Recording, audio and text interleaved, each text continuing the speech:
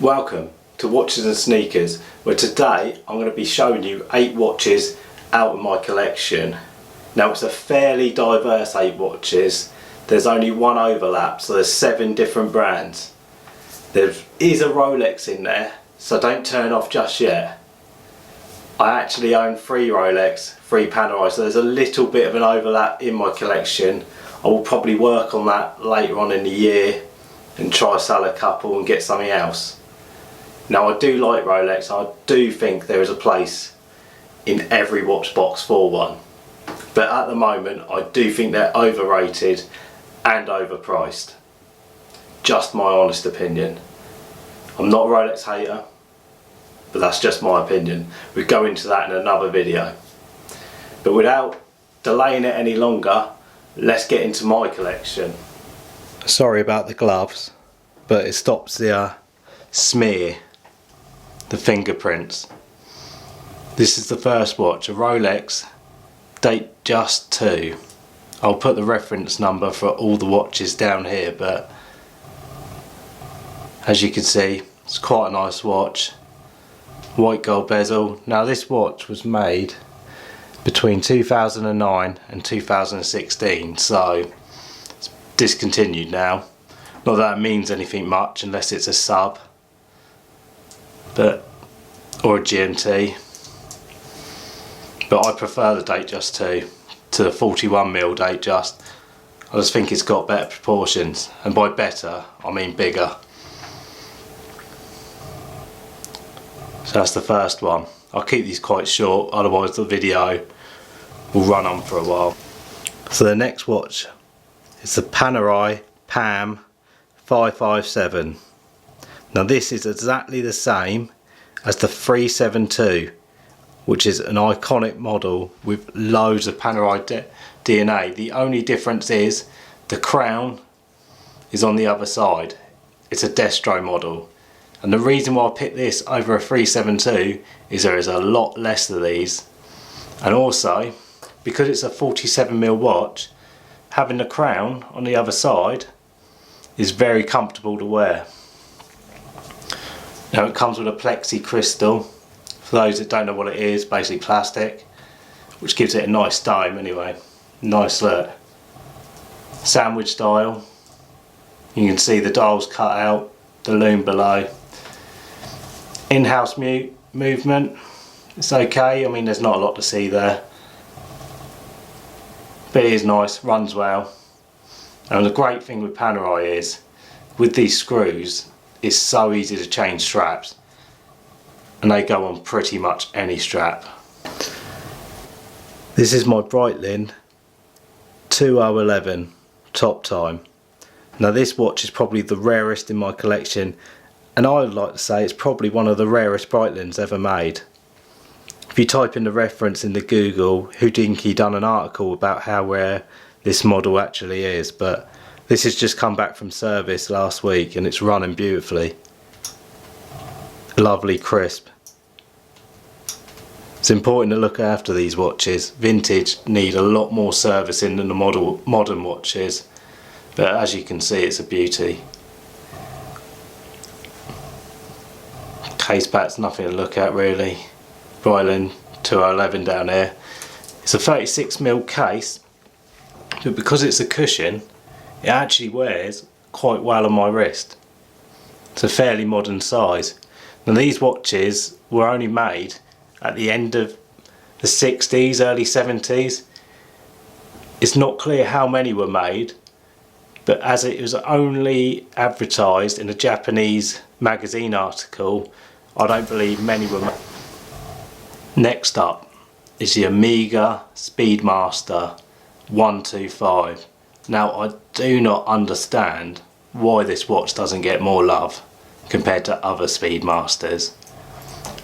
For a vintage watch, 1973 this was released. 2,000 examples exist, although some people argue that, but Omega say 2,000 were made. But it's an absolutely stunning watch. Got a nice sort of yellow oranges patina going on. Got an applied logo for the 125th anniversary of Omega. The chronograph's great as well. I mean, that's the minute counter on the chronograph. It's so easy to use. It's unbelievable. You've got a 24-hour indicator down here, a date, and this was the first automatic chronograph to get a chronometer certificate, or COSC as you might like to call it. But it's a lovely watch. It's two-part case construction. I actually done quite a long video on this watch, so I won't say too much more about it, but for a vintage watch it feels solid and it's a great size on the wrist. This is probably the ultimate Seiko watch in my eyes. Made by Seiko for the 1964 Tokyo Olympics, so it's got so much history, and Seiko will never make another Olympic watch again probably, because Omega own the rights. You got the Olympic torch on the back with Seiko. Now it looks quite faint, and a lot of these don't exist anymore because the first few batches were etched like this one, and then Seiko started to stamp the case back. So this is a very early model.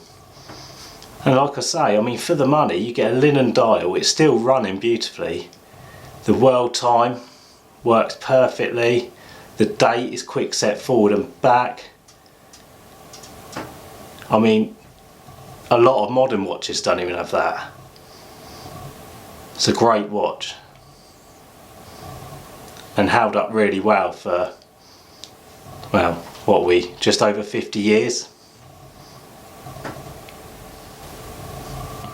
Next up, one of the keepers in my collection.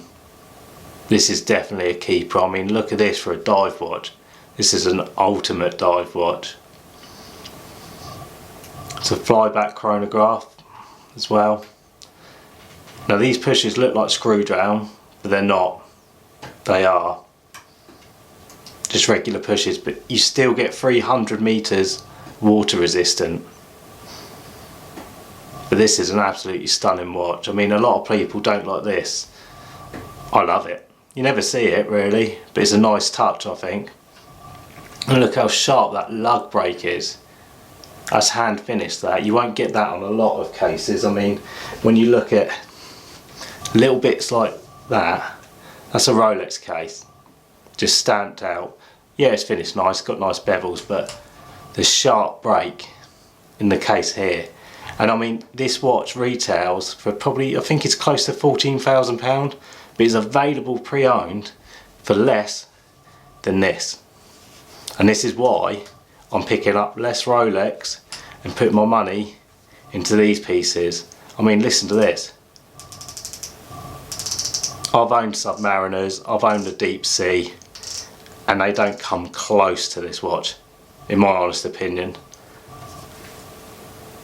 I mean, by default, this is an in-house movement because Blancpain purchased the movement maker that makes this movement. So, although Omega have used this movement and a few other brands, it's actually in-house to this watch.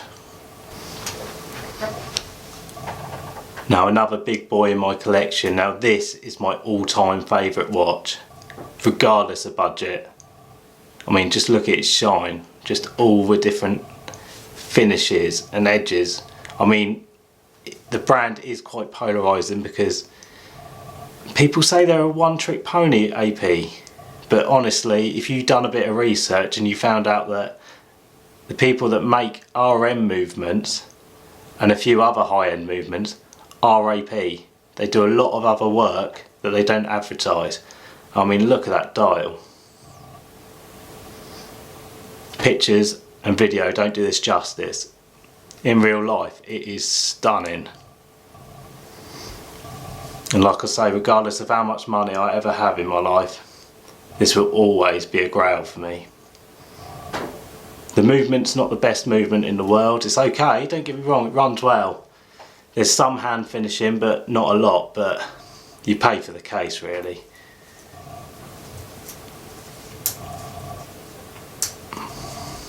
Again, I've done another video of this if you want a closer look, but yeah, it's still my favourite.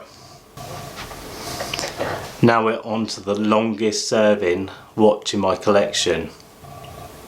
Now, unlike the 557, the Panerai Pam 005, which this is, has a sausage dial. The loom is printed on the dial, not etched in. This is one of the cheaper models because you get the logo down, if I can get this open.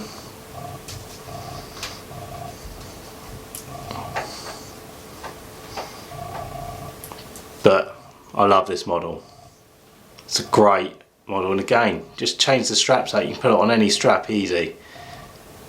I love Panerai. Great watches for me in my lifestyle with the dogs. There is a bit of a scratch on this. You can't really see it, but there is a scratch on the glass. I don't really care because I use this as a dog walking / tool watch. It's what they were built for.